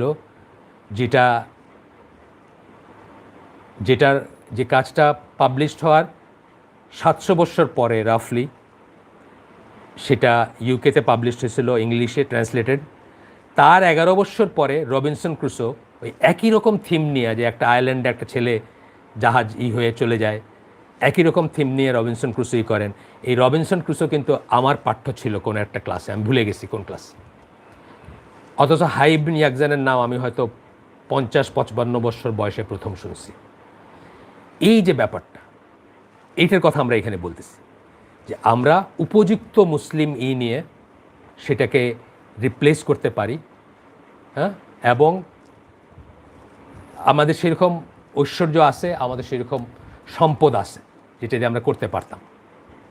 আমরা সেটা নিয়ে পড়াশোনা তো করবো, অন্তত প্রথমে জানবো যে হাই ইবন ইয়াকজান বলে একটা ক্লাসিক সাহিত্যকর্ম ছিল, যেটা অত্যন্ত সবাই একবার করে পড়া উচিত। ইংরেজিতে বইটা পাওয়া যায়, আর তুর্কিশ ভাষায় কার্টুন পাওয়া যায়, যেটাতে বোঝা যায় থিমটা মোটামুটি, কিন্তু কোনো সাবটাইটেল নাই। আপনারা দেখতে পারেন, আপনাদের বাচ্চাদেরকে শিক্ষিত মানে তাদেরকে গল্পটা বলতে পারেন। খুবই সুন্দর গল্প, যে একটা মানুষ ফিতরাত থেকেই জানবে, সে একটা আইল্যান্ডে হারায় যায়, তারপরে সে ওই ফিতরাত থেকেই বোঝে যে এই মহাবিশ্বের একজন সৃষ্টিকর্তা আছেন, আল্লাহ আছেন, লাইফ, ডেথ ইত্যাদি নিয়ে চিন্তা করতে শুরু করেছে। হাই ইবন ইয়াকজান এই নামে পাবেন ইনশাআল্লাহ। যাই হোক, পশ্চিমা সাহিত্য যেমন একজন তরুণ মুসলিমের মন মানসিকতাকে তার নিজের ঐতিহ্য তথা ইসলাম থেকে মুখ ফিরিয়ে নিতে প্ররোচিত করে। পশ্চিমা সাহিত্যে যত আপনি পড়াশোনা করবেন, যত জানবেন, যতই করবেন, আস্তে আস্তে আপনি আপনার নিজের ঐতিহ্য থেকে, ইসলাম থেকে মুখ ফিরিয়ে নেবেন। তেমনি পশ্চিমা চোখ দিয়ে বিশ্বের ইতিহাস দেখলে, তেমনি যদি পশ্চিমাদের চোখ দিয়ে বিশ্বের ইতিহাস দেখেন, ইতিহাস কে লিখতেছে, আমরা আগেও বলছি এই কথাটা, ইতিহাস কে বলল, কে লিখলো, কে বর্ণনা করলো, তার উপর এটা ডিপেন্ড করে। কি বুঝবেন আপনি, কি শিখবেন সেখান থেকে, বা কি আপনার মাথায় ঢুকবে। এটা আমরা বলছি যে খুব কম পশ্চিমা ইতিহাসবিদ ইসলামের প্রতি জাস্টিস করতে পারছেন। যেই জন্য আমরা আগের কোনো একটা পর্বে একজনের কথা বলছিলাম, মার্শাল জি হজসন, তার লেখা একটা বইয়ের কথা বলছিলাম, ভেঞ্চার অফ ইসলাম 3 খণ্ডে। ওইখানে তিনি অনেকাংশে জাস্টিস করতে পারছেন তুলনামূলকভাবে। আচ্ছা, তো ইতিহাস কে লিখতেছে তার উপর আপনি কি বুঝতেছেন বা শিখতেছেন, এটা তো একটা প্রচলিত কথা, সত্য কথা। যেমন আপনাকে এই সাবকন্টিনেন্টের একটা উদাহরণ দেই। আপনি যদি হিন্দুদের লেখা ইতিহাস পড়েন, তাহলে দেখবেন আকবর খুব গ্রেট একজন সম্রাট ছিলেন, আর আওরঙ্গজেব খুব বাজে পচা একজন সম্রাট ছিলেন, অত্যাচারী ইত্যাদি ইত্যাদি। মুসলমানদের লেখা পড়েন, আকবর তো নিয়ারলি মুরতাদ ছিলেন বা মুরতাদ হয়েই গেছিলেন। তো মুসলমানরা যারা ক্লাসিক্যাল ইসলামিক ব্যাকগ্রাউন্ড থেকে সত্যাসত্য বিচার করে যারা এই সময়টার এই ইতিহাস লিখবে, তারা কি বলবে? তারা বলবে যে আকবর মুসলমান হিসেবে কোনো মুসলমানের জাতি ছিলেন না। আর আওরঙ্গজেবকে তারা কি বলবে? তারা প্রেস করবে। তার মানে কি, আমি কোনটা ঠিক কোনটা ভুলের বিতর্কে না গিয়েই বলতেছি যে কে লেখলো আপনার ইতিহাস, সেটা খুব ইম্পর্ট্যান্ট একটা জিনিস। তো এইটাই বলতেছেন যে তেমনি পশ্চিমা চোখ দিয়ে বিশ্বের ইতিহাস দেখলে সেখানে রোমানদের থেকে উত্তরাধিকার সূত্রে পাওয়া রোমান ভার্সেস বারবেরিয়ান প্রকটভাবে প্রকাশিত হয়। অর্থাৎ রোমানরা যেরকম, মানে পশ্চিমা সভ্যতা তো আমরা বলছি যে রোমান সভ্যতার ধারাবাহিকতা, আমরা আগের পর্বগুলোতে বলছি।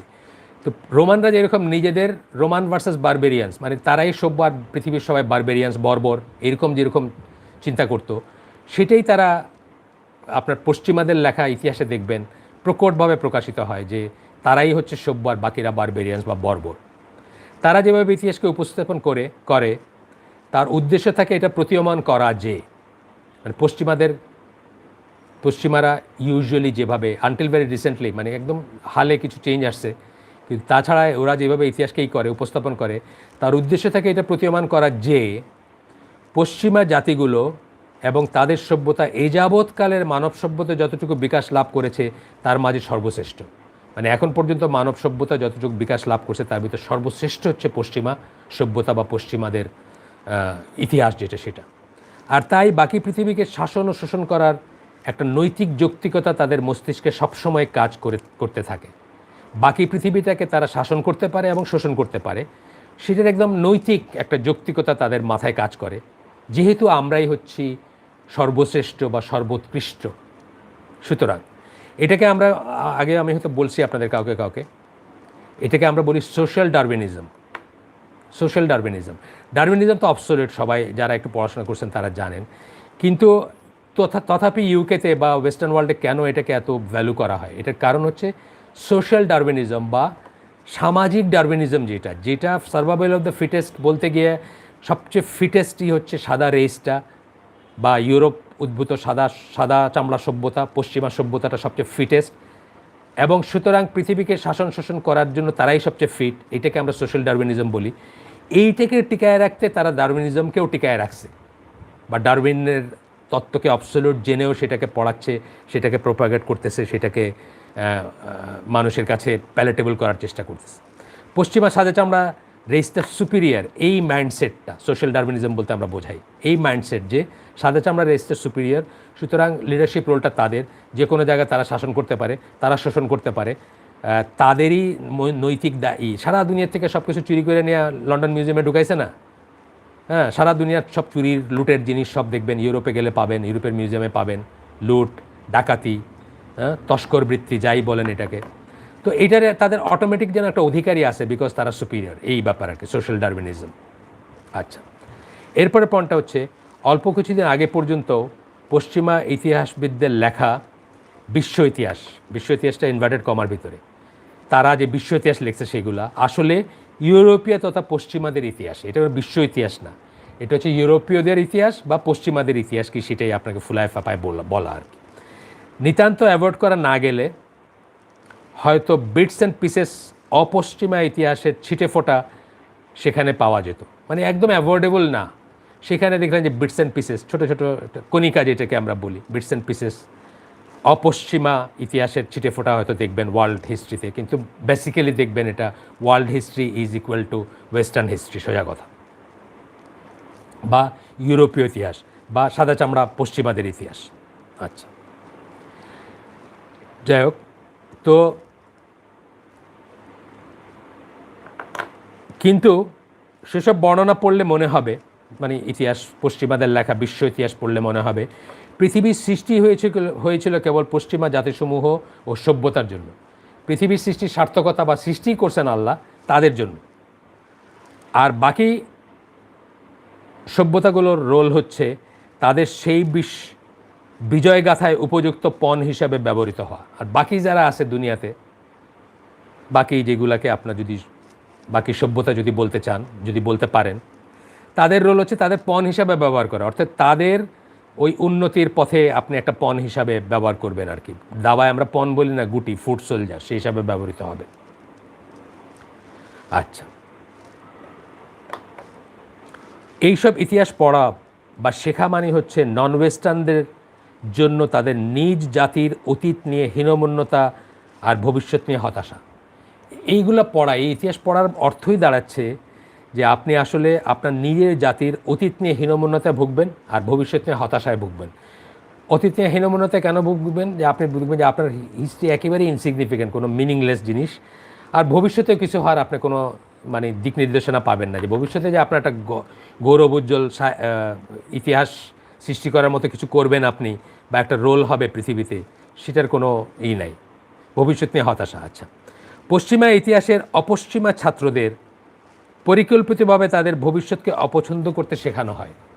পশ্চিমা ইতিহাসের অপশ্চিমা ছাত্রদের বললাম, অর্থাৎ আমাদের মতো যারা অপশ্চিমা, তারা যারা পশ্চিমা ইতিহাস পড়ি, তাদেরকে কি মানে পরিকল্পিতভাবে, মানে এটা একটা পার্ট অফ দ্য প্রজেক্ট, পরিকল্পিতভাবে তাদের ভবিষ্যৎকে অপছন্দ করতে শেখানো হয়। আপনার কোনো ভবিষ্যৎই নাই, তো আপনি তো অপছন্দ করবেন, কিছুই দেখেন না, আপনার এন্ড অফ টানেলে কোনো লাইট নাই, কোনো আশার বাণী নাই। সুতরাং ভবিষ্যৎকে আপনি অপছন্দ করেন বা ভবিষ্যৎকে আপনি অপছন্দ করতে শিখেন, যদি না, এক্সেপশন বলতেছেন, যদি নাকি বলতেছেন সেই ভবিষ্যৎ হচ্ছে কি পশ্চিমা আদর্শের কাছে হোলসেল আত্মসমর্পণ হয়, অর্থাৎ আপনি মাইনায় নিলেন যে বাবা তোমরাই সব, পৃথিবীটা তোমাদের জন্যই, আমাদেরকে তোমাদের টেবিলে একটু জায়গা দিও বা তোমাদের একটু অংশ দিও, একটু উচ্ছিষ্ট দিও, তাইলেই হয়েছে, আমরা তোমাদের কাছে সারেন্ডার করলাম। এইটা হইলে আপনার মনে কোনো কষ্ট লাগবে না, আর নাইলে আপনার জন্য ভবিষ্যৎটা হতাশাব্যঞ্জক হবে। এমনভাবে আপনাকে পশ্চিমা ইতিহাস পড়ানো হয় বা শেখানো হয়। অথচ বলে, এগুলো আমার কথা, আসাদের কথা না, পেরুর সভ্যতা দেখেন, মেক্সিকোর সভ্যতা দেখেন, ইজিপ্টের সভ্যতা দেখেন, মানে তিনটার কথা আমি বললাম, এরকম আরও অনেক আছে। এগুলা নন ওয়েস্ট এইগুলা এমন বিস্ময়কর দিক আছে যেটা নিয়ে আপনি এখনও শত শত বৎসর গবেষণা করতে পারেন এখনও, এবং করেও আপনি কোনো কুল কিনারা পাবেন না। একটা উদাহরণ দিচ্ছি, কদিন আগে আমি একটা দেখলাম, আপনার ডকুমেন্টারি দেখলাম পিরামিড নিয়ে। যে ভদ্রলোক ডকুমেন্টারিটা করছেন উনি বলছেন যে পিরামিড সিম্পলি অসম্ভব, যেই সময়ে বলা হচ্ছে এবং যে জায়গায় বলা হচ্ছে সেই জায়গায় পিরামিড নির্মাণ করা কোনো দিক দিয়ে কোনো সম্ভাবনা নাই, সিম্পলি অসম্ভব। তাহলে কিভাবে এটা নির্মাণ করা হয়েছে? এটা গবেষণার বিষয়, শত বছর গবেষণা করতে পারেন আপনি। এটা যে অঙ্ক, যে টেকনোলজি, যে ইঞ্জিনিয়ারিং, যে ফিজিক্স, মানে অন অ্যান্ড অন আপনি বিস্ময়ের পর বিস্ময় দেখবেন। আমি তো বললাম শত বছর আপনি গবেষণা করতে পারেন। এরকম একটা আমি বলতেছি আপনাদের যে পেরুতে একটা শহর আছে মাচু পিচু, যেটা ৭,৯৭২ ফিট উঁচুতে সি লেভেল থেকে। এখানে ১৪50 শতাব্দী থেকে ১৫50 শতাব্দী, অর্থাৎ 15 সেঞ্চুরির মাঝখান থেকে নিয়ে 16 সেঞ্চুরির মাঝখান পর্যন্ত একটা সভ্যতা গড়ে ওঠে মাচু পিচুতে। এখানের ঘরবাড়িগুলো যে স্টোন দিয়ে বানানো, এই স্টোন ওখানে হয় না। এইটা এখনও অজানা একটা বিস্ময় যে কী করে ৭,৯০০ ফিট উচ্চতায় এই স্টোনগুলা বয়ে নিয়ে গিয়ে একটা গোটা শহর গড়ে উঠছে, কেউ জানে না এটা। অথচ এই সমস্ত সভ্যতাগুলোর বিস্ময়গুলোকে কিন্তু তারা কখনোই হাইলাইট করবে না। তারা ওই আপনার অমুক ইকে বানাইছে, ওইটাকে বানাইছে, ইউরোপই হচ্ছে তাদের কাছে ওয়ার্ল্ড। আচ্ছা, তো এটা আপনাদেরকে চিন্তার খোরাক দিলাম, চিন্তা করবেন ইনশাল্লাহ। আমরা একটা উদ্ধৃতি পড়ব এখন। আমরা বলছিলাম আপনাদেরকে এই চ্যাপ্টারটা হচ্ছে এই বইয়ের সবচেয়ে ইম্পর্ট্যান্ট চ্যাপ্টার আমাদের জন্য, মুসলিমদের জন্য। তার কারণ হচ্ছে আমরা এইখানে একটা বিশেষ সাইকেলে ঘুরতেছি, আমরা পথ খুঁজে পাচ্ছি না, চোরাবালিতে আটকে গেছি মনে হয় আমার কাছে মাঝে মাঝে। কেন এই বইটা তো 1933-34 সালের বই, আর এখন তো আমরা প্রায় ধরেন 66 বছর পরে পড়তেছি বইটা, কিন্তু আমরা সেই একই জায়গার ভিতরে আসি এখন। উদ্ধৃতিতে আমরা পড়ি,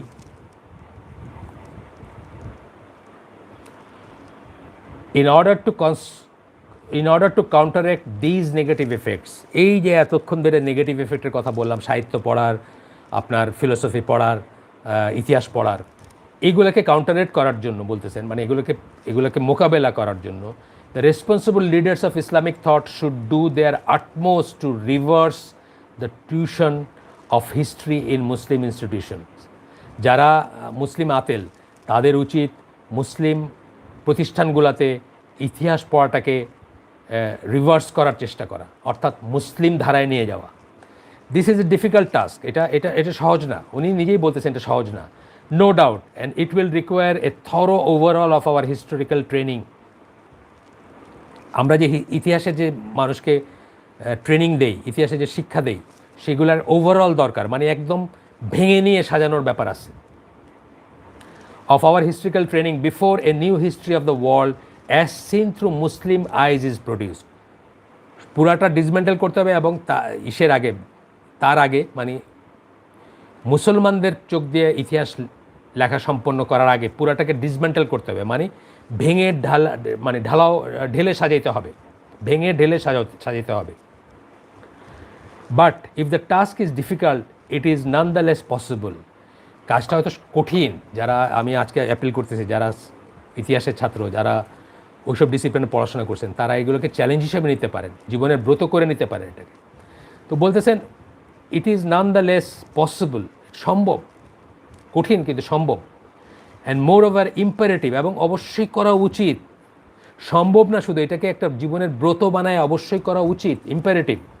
otherwise our younger generation will continue to be infused with element of the western concept of Islam. তা না হলে আমাদের ইয়াং জেনারেশনের ভিতরে মানে কন্টিনিউয়াসলি পশ্চিমের ইসলাম বিদ্বেষ যেটা সেটা প্রথিত হবে, ঢুকে যাবে, আমাদের রক্তধারায় মিশে যাবে। ইনফিউশন কথাটার মানে ওই ধরনের একটা সেন্স আসে। তারপরে বলতেছেন and the result will be a deepening of its inferiority complex. আর রেজাল্ট কী হবে? ডিপেনিং, মানে গভীর ইনফেরিয়রিটি কমপ্লেক্স, আরও ইনফেরিয়র ফিল করবেন নিজেকে। পশ্চিমের লেখা ইতিহাস পড়েও ইনফেরিয়রিটি কমপ্লেক্স থেকে মুক্তির একটা পথ কি? একটা মাত্র পথ আছে, যে কথাটা আমি আগে বলে ফেলছি, আবার বলতেছি। সেই পথটা কি? পশ্চিমের ইতিহাস পড়বেন অথচ আপনার ভিতরে ইনফেরিয়রিটি কমপ্লেক্স থাকবে না, হীনমন্যতা থাকবে না, হতাশা থাকবে না, এখান থেকে মুক্ত থাকবেন আপনি। একটাই উপায় আছে। কী উপায় সেটা? জীবনে পশ্চিমা চিন্তা, চেতনা, সংস্কৃতিকে সর্বান্তকরণের প্রতিষ্ঠা করা এবং সেসবের কাছে নিজেকে সঁপে দেওয়া। জীবনে সবখানে পশ্চিমায় প্রতিষ্ঠা করা এবং এর কাছে নিজেকে সঁপে দেওয়া। আপনারা কি সেটা করতে প্রস্তুত? নিজেকে জিজ্ঞেস করে দেখেন। এই জিয়াউদ্দিন সরদারের যে বইটা আমি বললাম, পোস্ট মডার্নিজম অ্যান্ড দ্য আদার, ওইখানে কিন্তু উনি একটা সুন্দর কথা বলছেন যে মডার্নিজম কী করছিল, পৃথিবীকে মডার্ন এবং নন মডার্ন অথবা মডার্নাইজড হওয়া এবং মডার্নাইজ না হওয়া, এই দুই ভাগে ভাগ করছিল এবং অন্যদেরকে মার্জিনালাইজ করে দেখতো তারা, মূলত পশ্চিমা সভ্যতা। আর পোস্ট মডার্নিজম কী করতে চায়? সবাইকে অ্যাসিমিলেট করে ফেলতে চায়। কিসে?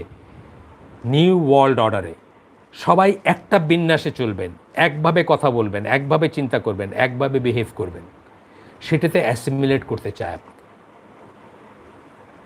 Post modernism. আচ্ছা, পশ্চিমা জীবন ব্যবস্থায় যেসব ঘটে চলেছে তার থেকে আবারও আমরা নিশ্চিত হতে পারি। পশ্চিমা ওয়ার্ল্ডের দিকে দেখেন, তাদের নিউজ পেপার পড়ে দেখেন, তাদের ইভেন্টসগুলো পড়েন, তাদের এই যে ইয়াহু খুললে, এমএসএন খুললে যে খবরের আসে, দেখেন কি খবরে ভরে আসে সেখানে, কোন খবরগুলো, তাইলে আপনি বুঝবেন তাদের অবস্থা কী।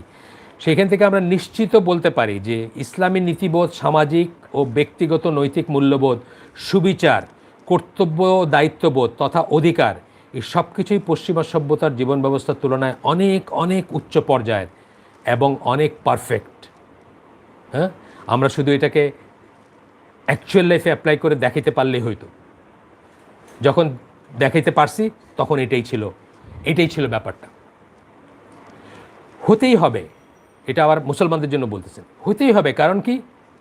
এটা আপনার ক্রিয়েটর এবং মেকারের কাছ থেকে আসছে। আপনার সৃষ্টিকর্তা, আপনাকে যিনি বানাইছেন তার কাছ থেকে আসছেন। তিনিই সবচেয়ে ভালো জানেন আপনার জন্য বেস্ট কোড অফ লাইফ কী।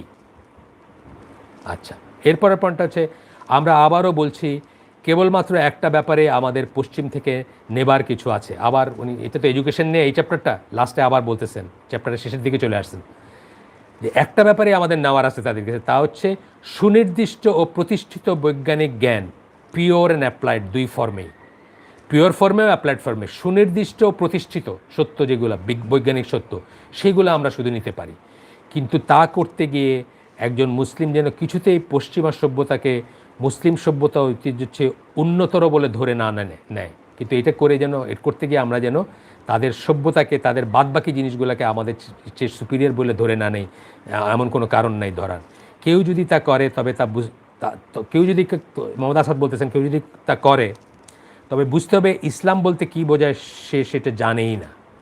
ইসলাম কি সে সেটা জানেই না। আমার প্রায় শেষে চলে আসছি। আবারও সায়েন্স টেকনোলজি, আমরা যেরকম আগের দিন বলছিলাম যে 100 তলা একটা বিল্ডিংয়ের মতো যদি আমরা করি, এর 10 তলা কেউ বানাইছে, 50 তলা কেউ বানাইছে, বা 40 থেকে 50 তলা কোনো একটা জাতি বানাইছে। 40 থেকে 50 থেকে সরায় নিলে 100 তলা বিল্ডিংটা আর এক্সিস্ট করে না। এবং এক সময়ে মনে হয়েছে যে এইটাই বুঝি শেষ চূড়ান্ত যেমন আমেরিকার নেতৃত্বে পশ্চিমায় যেটাতে ছিল, আজকে আপনি দেখেন যে অনেক ব্যাপারে কিন্তু চায়না তাদেরকে ওভারটেক করে যাচ্ছে। রিয়েলিটি যেটা অনেক ব্যাপারে তারা ওভারটেক করে যাচ্ছে। আজ থেকে মাত্র 1996 সালের কথা, আমাকে আমার কোম্পানিতে একটা চাইনিজ বিল্ড একটা জাহাজে দাও। কোম্পানির সবচেয়ে পচা 2টা জাহাজ ছিল চাইনিজ বিল্ড। তার কারণ তখন জাপানিজ বিলটা হচ্ছে সবচেয়ে সুপিরিয়র, তারপরে কোরিয়ান বিল কোনো মতে অ্যাকসেপ্ট করা যাইতে পারে, চাইনিজ বিল তো প্রশ্নই ওঠে না। আজকে দেখেন এই আইটির অনেক ব্যাপারে বা কম্পিউটার টেকনোলজির অনেক ব্যাপারে চায়না কিন্তু আমেরিকাকে ছাড়াই গেছে। এই যে ফেসিয়াল রিকগনিশন বলেন অথবা এই যে 5G বা ইত্যাদি জিনিসে ছাড়াই গেছে, এবং এই জাস্ট ম্যাটার অফ টাইম যে তাদেরকে ওভারটেক করে যাবে আর কি। সুতরাং এটা কোনো বাপের সম্পত্তি না, এবং এইটা নিয়ে হীনমন্যতার কোনো কারণ নেই। এটাতে যখন যারা একটা একটা জাতি লিডারশিপে যাবে এবং বাকিরা তার থেকে নিবে, এটাতে লজ্জার কিছু নাই। আচ্ছা, আসেন আমরা আরেকটা উদ্ধৃতি পড়ব, ছোট্ট উদ্ধৃতি। এখানে বলতেছেন এসে, but we cannot and must not imitate western civilisation. আমাদের সময় শেষ, দেখি তো একটু। হ্যাঁ, সময় শেষ, এই আমার শেষ হয়ে গেছে। বাট উই ক্যানট, আমরা এটা করতে পারি না, অ্যান্ড মাস্ট নট, এবং অবশ্যই করব না, ইমিটেট ওয়েস্টার্ন সিভিলাইজেশন, পশ্চিমাদের অনুকরণ করব না। If you wish to preserve and revive the Islamic, if you wish to preserve and revive the values of Islam. আমরা যদি প্রিজার্ভ করতে বললেন মানে সংরক্ষণ, রিভাইভ পুনরুজ্জীবিত করতে যদি চাই, তাহলে আমরা তাদের কিছুতেই তাদের ইমিটেশন করব না, তাদেরকে অনুকরণ করব না। অপর সভ্যতার বুদ্ধিবৃত্তিক প্রভাব ইসলামী সভ্যতার যে ক্ষতি সাধন করে, তা ইসলামী দুনিয়া যে জাগতিক লাভ অর্জন করে তার চেয়ে অনেক বেশি। এটা আমাদের খেয়াল রাখতে হবে যে আমরা মনে করতেছি যে আমরা ওদের কাছ থেকে তো শুধু টেকনোলজিটা নিচ্ছি, কিন্তু নিতে গিয়ে আমরা যখন এই ব্যাপারগুলো খেয়াল না করি, তখন যা নিচ্ছি তার যে লাভ হচ্ছে তার চেয়ে অনেক বেশি ক্ষতি হয়ে যাচ্ছে। যে আমরা আমাদের ঐতিহ্য হারায় ফেলতেছি, আমাদের দিন হারায় ফেলতেছি, আমাদের সভ্যতা হারায় ফেলতেছি, আমাদের সংস্কৃতি হারায় ফেলতেছি। আমাদের একদম চ্যাপ্টারের শেষ প্যারাটায় আসছি আমরা এখন। এইটাও একটা উদ্ধৃতি ছোট্ট, আমরা পড়ে শেষ করে দিলাম। বলতেছেন ওয়েস্ট, আচ্ছা বলতেছেন, by imitating the manners and mode of life of the west. Manners আচরণ, মোড অফ লাইফ কীভাবে জীবনযাপন করব সেটা ইমিটেট করতে গিয়ে বা আমরা তাদের কাছ থেকে অনুকরণ করতে গিয়ে, the Muslims are being gradually force to adapt western moral Outlook. আস্তে আস্তে আমরা কিন্তু পশ্চিমাদের যে নৈতিক মূল্যবোধ সেটাই কিন্তু আমরা গ্রহণ করতেছি, বুঝে হোক না বুঝে হোক। For the imitation of the outward appearance leads by degrees to a corresponding assimilation of the worldview responsible for that appearance. বাহ্যিকভাবে যখন আমরা কিছু একটার অনুকরণ করি, আসলে যে ওয়ার্ল্ডভিউ থেকে এই বাহ্যিক আচরণটা আসছে, আমরা সেই ওয়ার্ল্ডভিউটাই হজম করি, আত্মীকরণ করি এবং ভিতরে আমাদের মিশে যায়। রেসপন্সিবল ফর দ্যাট অ্যাপিয়ারেন্স, ওইটার জন্য। হ্যাঁ, সেই ওয়ার্ল্ডভিউটাই আস্তে আস্তে আমাদের ভিতরে মিশে যায়। এটার অনেক উদাহরণ দিতে পারতাম আমি আর সেটাই গেলাম না। ইমিটেশন অফ দ্য কুফার একটা বই আছে, আপনারা এটা পড়ে দেখতে পারেন, ডক্টর নাসির আল আকল তার লেখা। এটা সফট কপি পাওয়া যায় ইন্টারনেটে, আপনারা চাইলে সেখান থেকে নামায় পড়তে পারেন। আপাতত হার্ড কপি কেউ যদি সৌদি আরব যায় তার কাছে আনাইতে পারেন। আমরা দেখি কোনো প্রশ্ন উত্তর আছে কি না। একটা প্রশ্ন উত্তর দেখা যাচ্ছে, আমি দেখতেছি, দেখি একটু কী লিখছেন। স্যার এর নাম কি? রুহুল কুদ্দুস না, রুহুল কুদ্দুস না, সরি, আসসালামু আলাইকুম। রুহুল কুদ্দুস না, এটা হচ্ছে মোহাম্মদ শরীফ। স্যার, আল্লাহর জন্য আপনাকে ভালোবাসি, আপনার সাথে যোগাযোগের কোনো মাধ্যম আছে কি? হ্যাঁ, আমার ইমেল অ্যাড্রেস চায় নেবেন, তা কম অনেক আগের পর্বগুলোতে অনেকগুলোতে লাগানো আছে, একটু খোঁজ করলেই পাবেন। সেখানে ইমেল অ্যাড্রেস আছে আমার, সেটা নিয়ে আপনি লিখতে পারেন, লিখলে ইনশাআল্লাহ আমার কাছে আসবে। একটাই কোয়েশ্চেন দেখতেছি আমরা, কালামবাইর থেকে আমার কাছে আসছে। আমি হয়তো মিনিটখানেক ওয়েট করবো আরও, যদি না থাকে তাহলে আমরা আজকের আয়োজন এখানে শেষ করে দেব ইনশাআল্লাহ।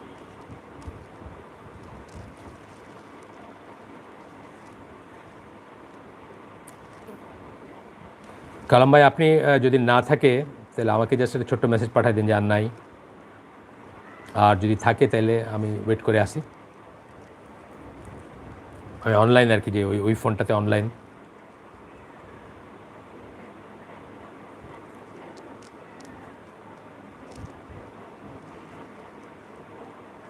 আরেকটা আসছে, দেখি, স্ক্রিনশট বোধ হয়।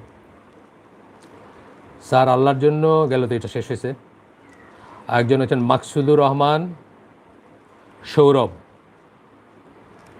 ধর্ম পালনের ক্ষেত্রে কোনো দলে থাকার প্রয়োজনীয়তা কত, কিংবা রাজনীতির সাথে ধর্ম এই বিষয়ে আপনার মতামত কী? দল তো দলবাজি করা, দলে বিভক্ত হওয়া তো ইসলামে নিষেধ। তবে মাইনর জামাত যেটা বলি, যে আপনার একটা কমিউনিটি আছে, সেই কমিউনিটির সাথে থাকবেন, সেটাতে কোনো সমস্যা নেই।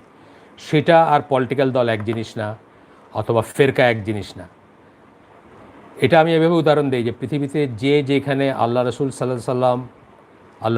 সাল্লাল্লাহু আলাইহি সাল্লাম এবং তার সাহাবীদের পথের উপর আছে, যে যেখানে আছে তাকে আমরা কি মনে করি? আহলুস সুন্নাহ ওয়াল জামার উপর আছে। পানির বিন্দুর মতো, একটা বিন্দু এখানে আছে, একটা বিন্দু সৌদি আরবে আছে, একটা বিন্দু জর্ডানে আছে, একটা বিন্দু পাকিস্তানে আছে, একটা বিন্দু অন্য কোথাও আছে। সবাই যদি একসাথে কখনো একত্রিত হয় তাহলে একটা বড় পানির গ্লোবিউল হবে। এই সেন্সে কমিউনিটির ভিতরে থাকবেন। কমিউনিটি আর দল দুটো আলাদা জিনিস। ইসলামের নামে দল করা জায়েজ নাই, পলিটিক্যাল দল করা জায়েজ নাই। এটা নিয়ে পড়াশোনা করলেই দেখবেন ইসলামের পলিটিক্যাল লাইনে ইসলামের ডিভিশন এটা করা যাবে না। মোটামুটিভাবে হইল তাহলে দুইটা, আর যদি না থাকে তাহলে আমরা শেষ করে দেবো ইনশাআল্লাহ। পড়াশোনা করবেন একটু। দল বলতে কি, আপনি ওই যে আহলে সুন্নাহ জামা যেটা বলি, যে আকীদা এবং মানহাজের উপর আল্লাহ রসুল সাল্লাল্লাহু আলাইহি সাল্লাম এবং তার সাহাবীরা ছিলেন, আপনি সেটার উপর থাকবেন। আপনার শহরে, আপনার গ্রামে, আপনার দেশে সেটার উপর কারা আছে তাদের খোঁজ করবেন, চেষ্টা করবেন তাদের সাথে থাকতে, তাদের কাছে থাকতে, তাদের সাথে উঠাবোধা করতে, তাদের সাথে নামাজ পড়তে, হ্যাঁ, তাদের কাছে জীবনকে যুক্ত করতে। এটাই আপনার করণীয়। এটার জন্য কোনো পলিটিক্যাল দলের কোনো স্কোপ নাই। আর কিছু কালাম ভাই?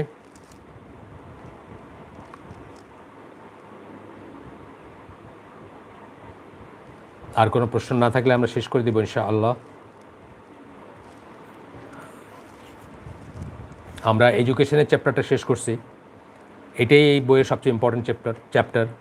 নেক্সট চ্যাপ্টারটা হচ্ছে ইমিটেশন নিয়ে, অনুকরণ নিয়ে, কুফফারের, পশ্চিমের কাফেরদের অনুকরণ নিয়ে। ওইটাও খুব ইম্পর্টেন্ট, বাট এগুলো সব আসলে টাইড আপ আর কি।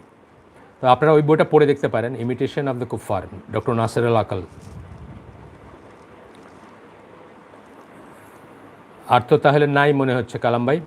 আপনি জাস্ট আমার একটা নো লিখে দেন ছোট্ট করে, আমি আয়োজনটা শেষ করে দিই।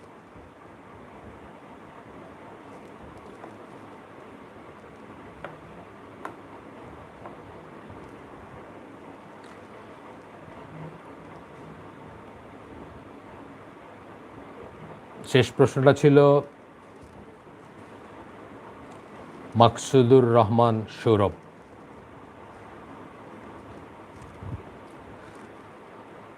তো আমরা ধরে নিচ্ছি আর কোনো প্রশ্ন নাই, আমরা শেষ করে দিচ্ছি। সুবহানাকা আল্লাহুম্মা বিহামদিকা আশহাদু আল্লা ইলাহা ইল্লা আনতা আস্তাগফিরুকা ওয়া আতুবু ইলাইক। আমরা যে শুনলাম তার ভিতরে ভালো কিছু শুনে থাকলে সমস্ত প্রশংসা আল্লাহর, আলহামদুলিল্লাহ। খারাপ কিছু শুনে থাকলে সমস্ত ব্যর্থতা আমার এবং সেটা শয়তানের তরফ থেকে। আমরা যা ভালো শুনলাম তার কিছু যেন আমরা ঘরে নিয়ে যাই এবং জীবনে ইমপ্লিমেন্ট করার চেষ্টা করি ইনশাআল্লাহ। আসসালামু আলাইকুম ওয়া রাহমাতুল্লাহি ওয়া বারাকাতুহু।